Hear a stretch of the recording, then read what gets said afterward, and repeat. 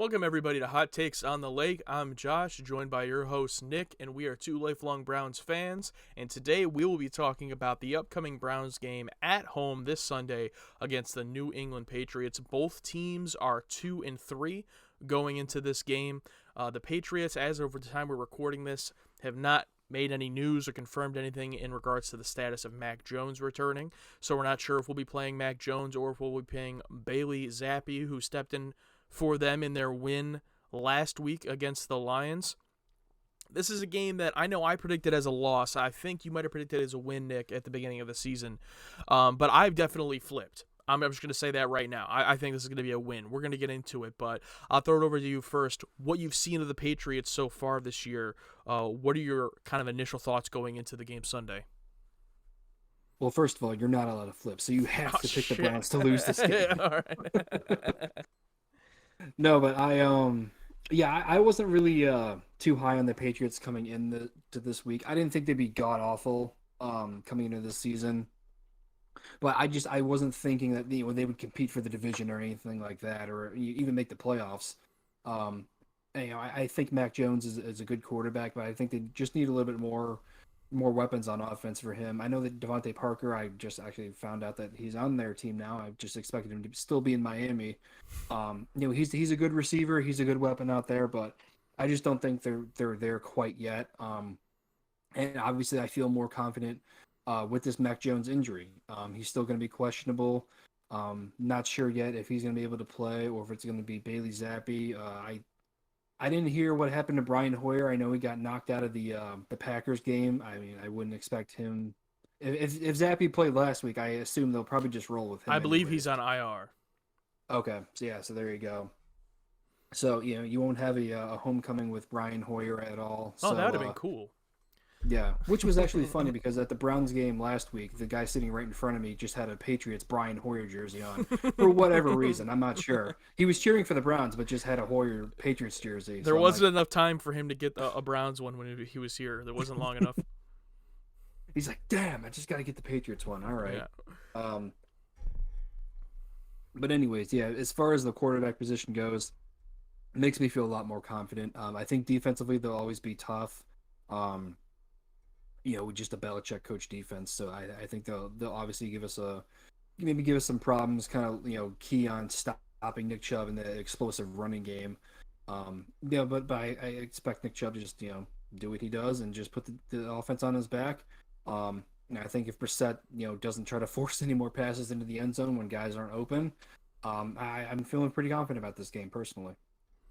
Yeah, I am too, and I'm not gonna say that I'm not gonna predict the Browns to blow them out or anything. That would be great if that happens, but I still think it's gonna be a one-score game. But even if Mac Jones were to return, I mean, you're still telling me at that point that we're going up against a banged-up version of Mac Jones, who so far this season, before he went out, had 2 touchdowns to 5 interceptions. That's not really the most threatening quarterback, considering we just went up against Justin Herbert and were able to hold him to only 1 passing touchdown and less than 250 yards. From a passing standpoint, even with our defense, which has not been great, but I thought took a positive step. I did say when we ended the last episode recapping the Chargers game that after watching the Patriots and Browns games last week, I do feel more confident, and I think some people might have been surprised thinking the Browns lost their game and the Patriots beat the Lions 29-0, but somehow I'm more confident. But I think it's because of the matchup. First of all, if you don't think our offense is better than the Detroit Lions, I hope you don't think that. Don't get me wrong, the Lions have had a great first few games this season. Statistically, they're one of the statistically highest rated teams because of that. I think it was against Seattle where both teams scored over 50 or close to that, which was pretty nuts. But I think we're better than the Lions in that regard. The Patriots scored 29 points, but they only had 1 offensive touchdown Their other one was a fumble return for a touchdown, and then they just field goaled their way to 29 points.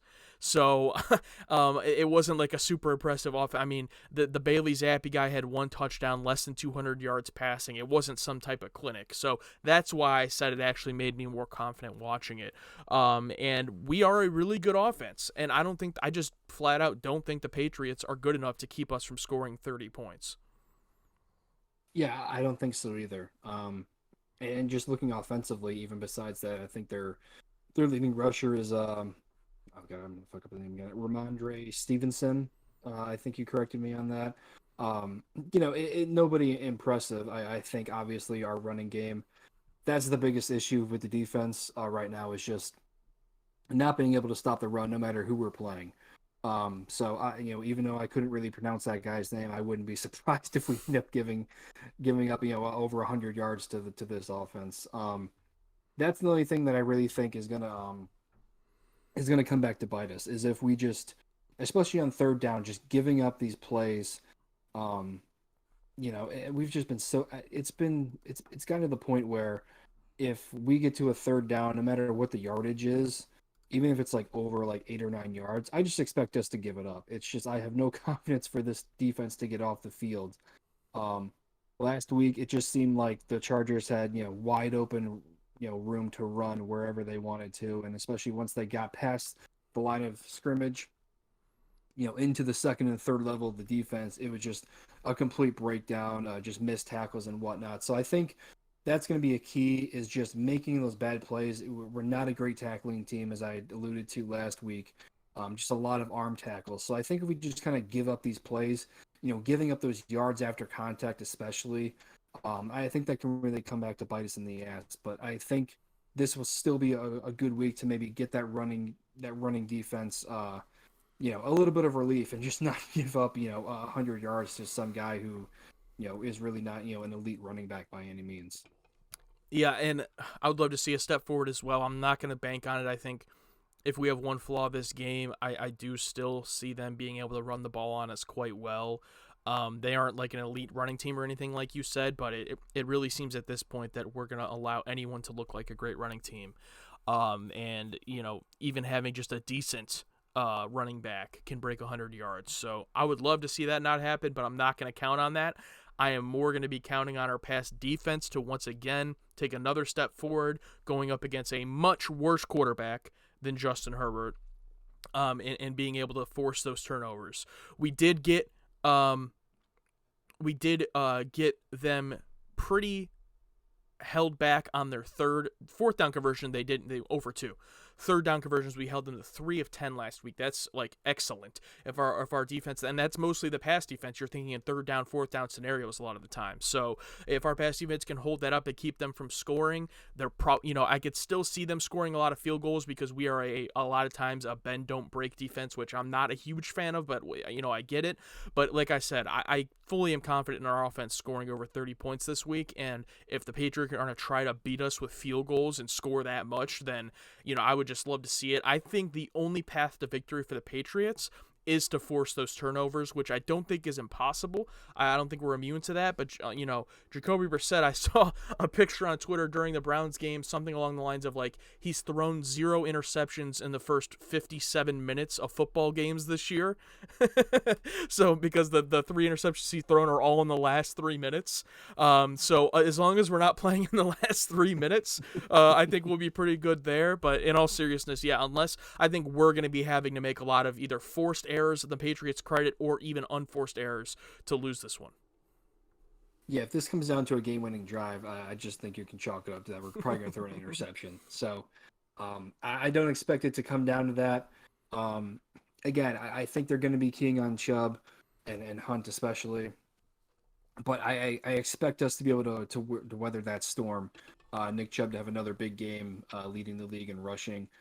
Trying to maybe get Kareem Hunt more involved in the screen game, in the passing game. I feel like, he's obviously still a great runner. Could easily be a starter for a very good team anywhere in the league. But I feel like his passing game, or his receiving game rather, um, has kind of been lacking a lot this season, and as opposed to years past. So I think this would be a good way to get him involved in getting those screens, not running him with the tight ends and all that stuff like that. Trying to get him into the open field, get him into space, and really open up that defense. Again, guys like Cooper and Njoku and Peoples Jones have been really good the last couple of weeks. And Coop and excuse me, Brissett has been taking care of the ball. Like you gave that stat through the first 57 minutes. I mean, through the first three quarters, he takes care of the ball. He doesn't force anything. It's only when he tries to make a play at the end of the game to win it is when he gets into trouble. So, if the offensive line can keep him upright, which they have, for the most part, and done a good job of protecting him, he's even shown the ability, surprisingly, to get out of the pocket and run for a few yards, and kind of get out of trouble there. I think if he just tries to play his game and not force anything, I still think our passing attack can be just as consistent as it has been, as well as the running game goes. Yeah, and I think the key to the win for us, in addition to not making those mistakes, one of the best things to avoid making mistakes is focusing on running the ball, which we do. And Nick Chubb has been, don't want to jinx him, but been great with not fumbling the ball this year. It happens. It's always going to randomly happen, and it could happen, but you don't count on that. And time of possession, I think if we would have done better with time of possession in the last game, that could have also really helped us win. We were doing pretty well in the first half with the time of possession, but by the end of the game, we ended up only basically almost dead tied with the Chargers in time of possession at 30 minutes apiece. I think we had like 4 more seconds or something. So we really didn't win the battle. And if you look at the rest of our games, all those games that we've either won or come close, we've dominated time of possession. So I think we got to continue to do that and limit the Patriots' abilities to score, because they're just not that high powered of an offense. So they're not one of those offenses where I'm worried like, oh, it doesn't matter, we can dominate time of possession, but if they come out and they're going to score really quick, like I don't really see that happening here. So I think the two keys are to focus on that run game. Patriots are basically bottom 10 in run defense as well. They're not as bad as us statistically, but they're only about 10 yards off from us from that standpoint, so they haven't been super impressive there either. Nick Chubb, Kareem Hunt can definitely get some scores there. And then the other one is get up early. I think that, like we did last week against the Chargers, that's really important. I think one of the main reasons we lost that game against the Falcons, where we, Mariota only had, 7 complete passes or something like that, and we lost the game, is because we got down early, and that let them not have to pass the ball. So if we can get up early, I think this game is basically put away. I know we blow leads all the time, but I just don't see us blowing a lead to a banged up Mac Jones or a Bailey Zappi, or whatever the case is. Yeah, I would say that the first thing we need to do, for the biggest key of the game, is, like you said, control the time of possession. That's something that it seems like for the most part we've been able to do this year, um, and that starts with the run game. Go heavy run, mix in the pass here and there, keep the ball moving, keep your defense, which is a liability, off the field, and just wear down the opponent's defense. I think that'll be one thing to if it's Mac Jones, it's a different story. But if it's Bailey Zappi, a rookie quarterback, really not let them get into a good rhythm. Again, like you said, their offense is not explosive by any means. So I think controlling time of possession, wearing down that defense, and keeping them on there for a long time, not letting them get into any sort of rhythm, and taking advantage of our weaknesses is going to be the biggest key. And the second one is, I think you got to just make him uncomfortable back there. I'm just going to assume that Zappi's going to start again. But even if it's Mac Jones, get in his face, send some blitzes. It didn't really seem like we were blitzing that much at all last week for, again, whatever reason. I'm not sure. It seems like we do it and it seems to work, and then we just get away from it for whatever reason. Because it seemed like whenever Herbert didn't have anywhere to throw, he just would run it, 12 yards for a first down. So I think mixing up blitzes, sending guys like JOK on a blitz to make him uncomfortable, get in his face, I think will be a big help. Just making him uncomfortable back there, and again, not letting him take advantage of our suspect secondary at times. Denzel Ward has been struggling, like we've said. Grant Delpit has been struggling again. Newsome has been. I feel like Newsome has been playing fine. Obviously, with Denzel signing the big contract, him playing, not up to par has been the bigger story. But I feel like for the most part, Newsome has been okay. Emerson has had his struggles as a rookie, but he's also stepped up and made some plays when he's had to. So I think those two things, time of possession and getting pressure, especially from Myles Garrett again, who we're not ready to completely get rid of him and just write him off. Obviously he has to step up and make some plays out there and just make that quarterback uncomfortable back there. I think that'll be a big key to help this defense, which whether we have a lead or not, it just seems like they're just always going to let us down at the worst possible time. Yeah, absolutely. And I wanted to add to that from an offensive side.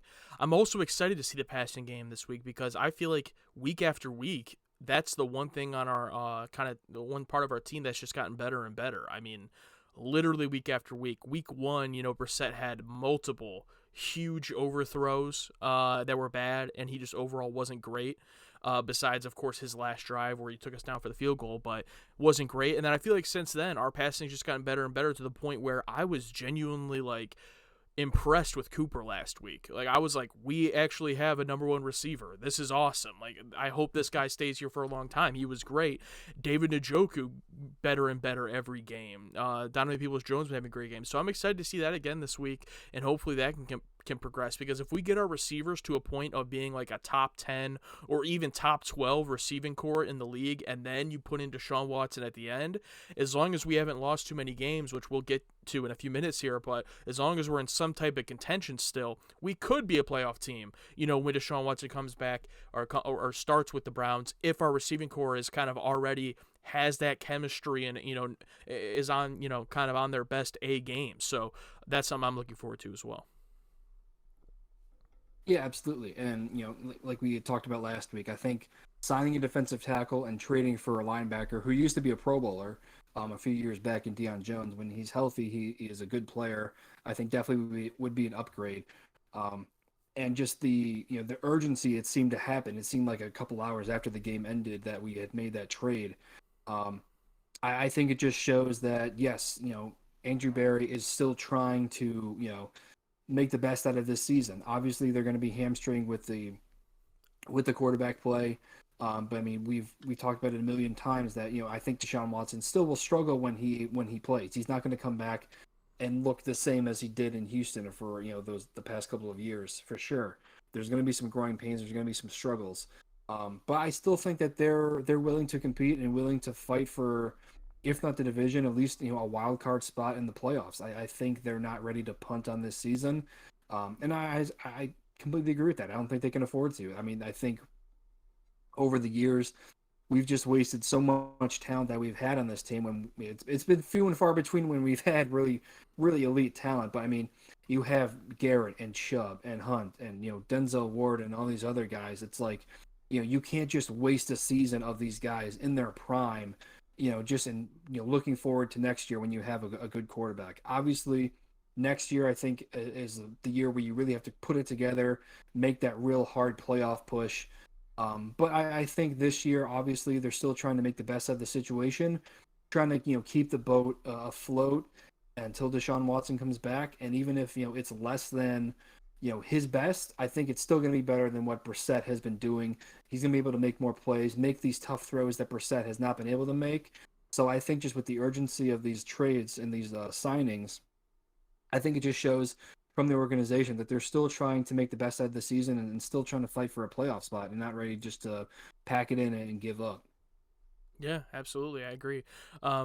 Last thing I'll say before we get to the final prediction for the game is, you can't underrate Bill Belichick. I know he doesn't have the best team in the world right now, and people are, there's a lot of speculation going on about how much longer he'll be coaching for the Patriots, but I just never want to underestimate him. There's, probably 5 coaches or less in the league that every time we face, there's a chance we could lose just because of the head coach, and this is one of those games. So I don't want to underestimate that. This is not a team I count on, making time management errors or having a lot of penalties or anything like that, or calling dumb, weird plays. I'm not going to be counting on any of that, but I do think the talent, we just have so much more talent, in my opinion, better talent on both sides of the ball, even though we haven't had every player performing up to their best so far, but both sides of the ball, I do think it'd be a big upset at this point. I mean, I went in not confident into the season, not confident at all, but just seeing how things have played out and kind of how much the Patriots have regressed, even more than I have thought. previous to the season, I think it would be a big upset for the Patriots if they beat us. And I think we're a good team, guys. Like, I know it's hard to think 2-3, our defense isn't that good, but it's like we're a top 5 offense with a backup quarterback, in there, and we're doing really well from that standpoint.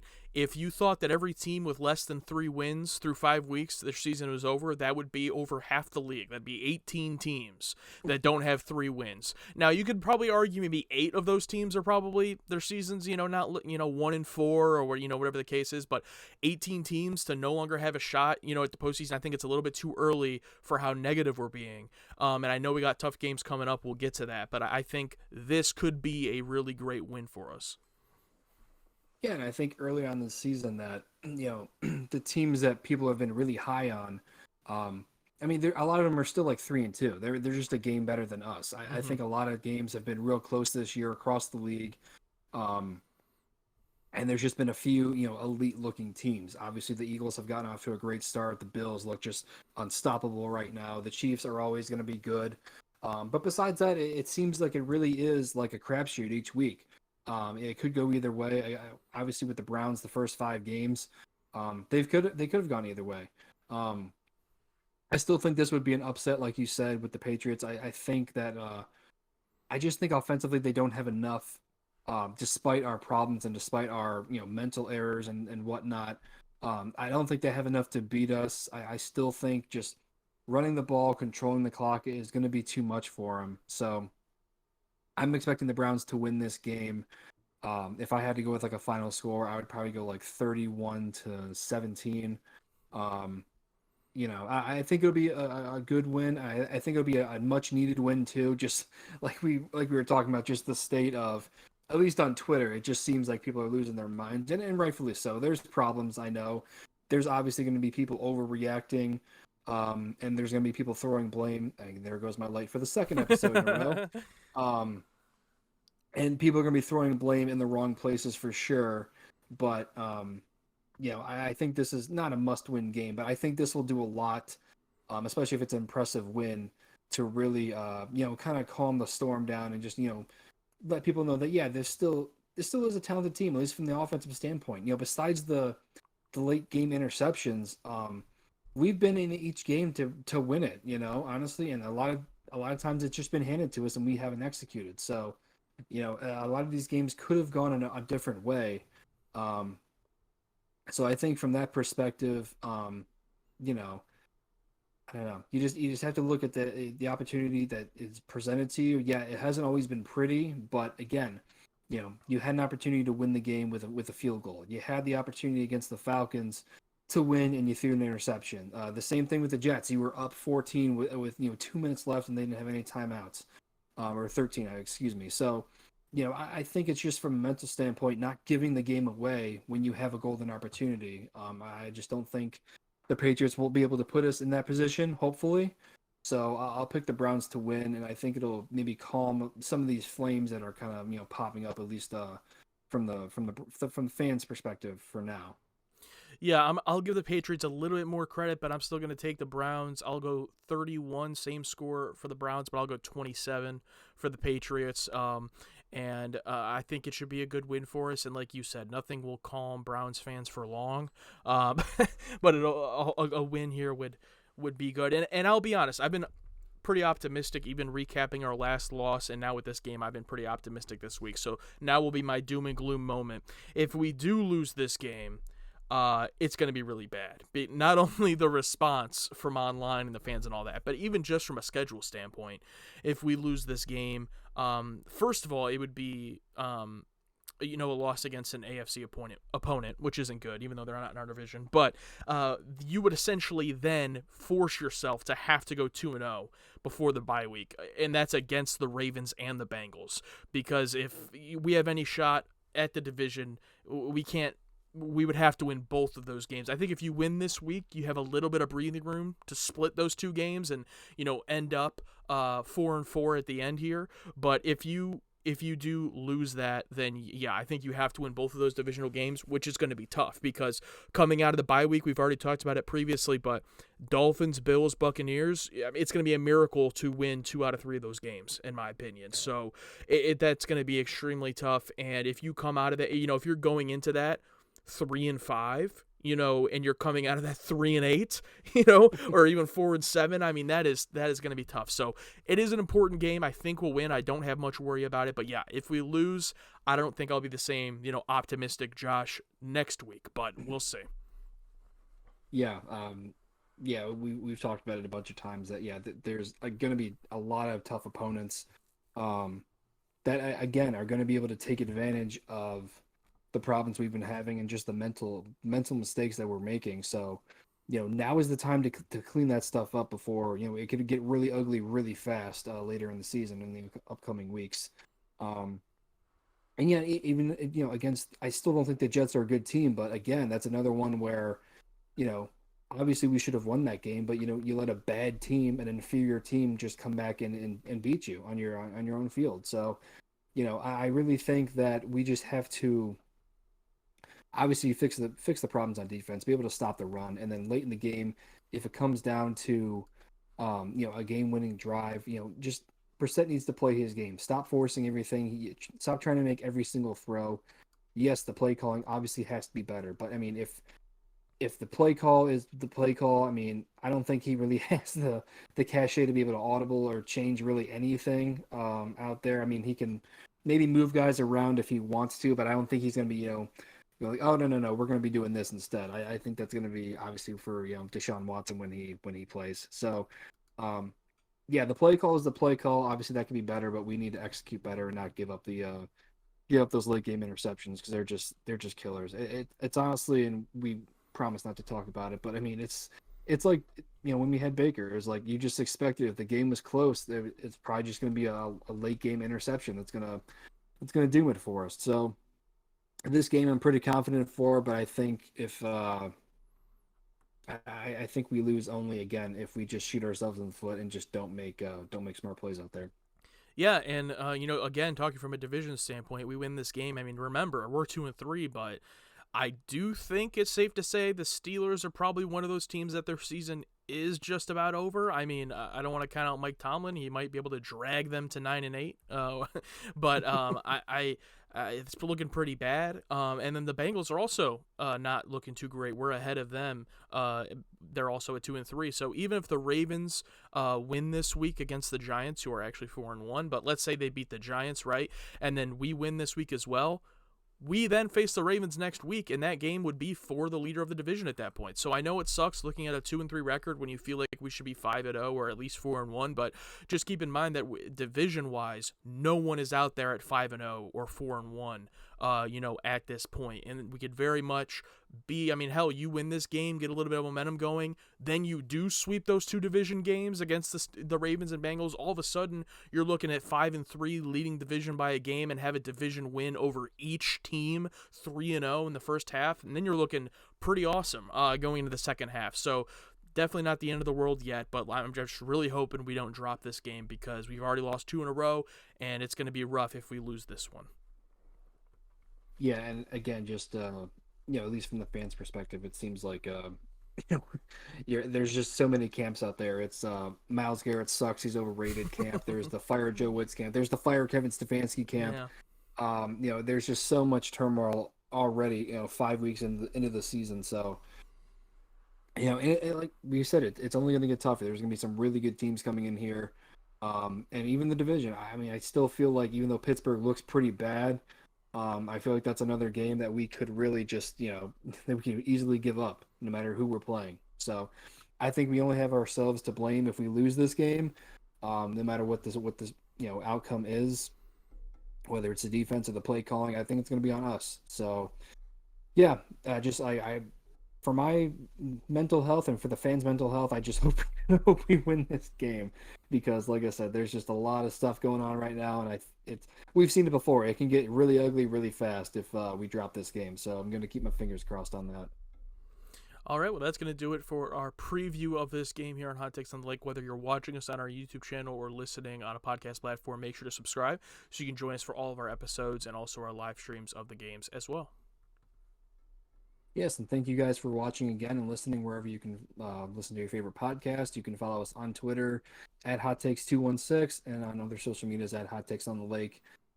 Follow for Browns news, live tweets during the game. Again, we're going to be trying to do a live stream in the upcoming weeks for one of the games, which will be fun. Stay tuned for more information about that. But until then, go Guardians as well. Trying to beat the Yankees. By the time this comes out, hopefully we'll know if we're winning the series or losing. And go Browns.